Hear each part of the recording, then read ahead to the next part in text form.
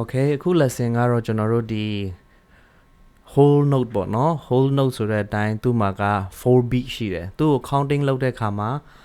1 2 3 4ဆိုပြီးတော့သူ့ရဲ့note value တန်ဖိုးက4ချက်ရှိတယ်ပေါ့နော်ကျွန်တော်တို့ဒီမှာတွေ့ရမယ်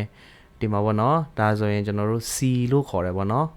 ဒါကို C ကို whole note နဲ့ပြထားတဲ့အတွက်ကြောင့်သူ့မှာက4ချက်ရှိမယ်သူ့ကို counting လုပ်ရင်1 2 3 4 1 2 3 4 1 2 3 4 1 2 3 4ဆိုပြီးတော့ counting လုပ်တယ်ကျွန်တော်နောက်မှာလည်း video နဲ့တီးပြထားတာရှိလိမ့်မယ်ပြီးတော့ဒီကောင်းမှာတွေ့တဲ့အခါမှာ1ဆိုတာကကျွန်တော်တို့ရဲ့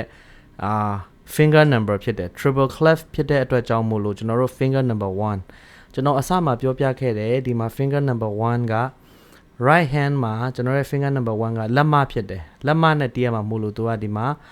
1လို့ရေးပေးထားတာဖြစ်တယ်ဗောနော်အဲကြောင့်သူက1 2 3 4 1 2 3 4ဆိုပြီးတော့counting လုပ်ပြီးတော့တီးရမှာဖြစ်ပါတယ်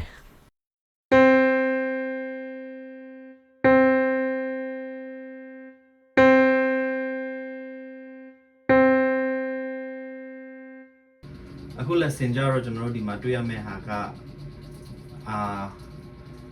triple clef မှာ middle C စတီးတာပေါ့နော်အဲ middle C ဆိုတော့ lesson မှာလည်းပါတယ်နံပါတ်1ဆိုတာကကျွန်တော်ရဲ့ finger number ဖြစ်တယ်ပေါ့နော်ကျွန်တော်အဲ့ဒါကိုတီးပြပါမယ်နော်